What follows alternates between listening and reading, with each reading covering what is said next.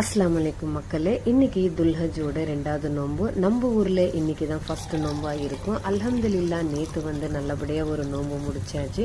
இஃப்தியாரி mini vlog எடுத்து போடணுன்னு பார்த்தேன். நேற்று ஃபஸ்ட்டு நோம்புன்றதுனால கொஞ்சம் மயக்கமாக இருந்தது, அதனால் வீடியோ எதுவும் எடுக்க முடியல.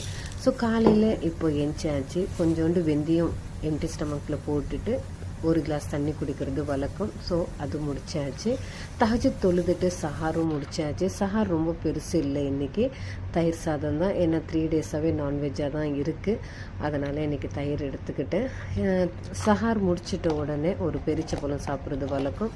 ஸோ அது சாப்பிட்டு முடிச்சாச்சு. அப்புறம் சுபா தொழுதுட்டு அடுத்து ஜிக்கிரில் உட்காந்து ஸோ துவாவும் கண்டினியூ ஆகிடுச்சு. ஸோ நம்மளுக்காக நம்ம துவா செய்கிறோமோ இல்லையோ, ஃபலஸ்தீனுக்காக நிறைய துவா செய்யுங்க. அல்லாஹ் எல்லாருமே பாதுகாக்கணும். அல்ஹம்துலில்லா எதுவும் நம்ம சொல்கிற அளவுக்கு இல்லை. ஸோ எல்லா மக்களுக்கும் தெரியும். அடுத்து வந்து சாம்பிராணி போட்டேன். சாம்பிராணி போட்டுட்டு பிறகு வீட்டு வேலை ஆரம்பித்தேன். வீட்டு பெருக்கிட்டு போட்டு சோஃபா எல்லாம் கொஞ்சம் க்ளீன் பண்ணி வச்சுட்டேன். பசங்க தூங்கும்போது நம்ம எல்லாம் வேலையை முடிச்சிடணும். ஹஸ்பண்ட் வந்து 9:30க்கு எல்லாம் ஆஃபீஸ்க்கு கிளம்பணும்.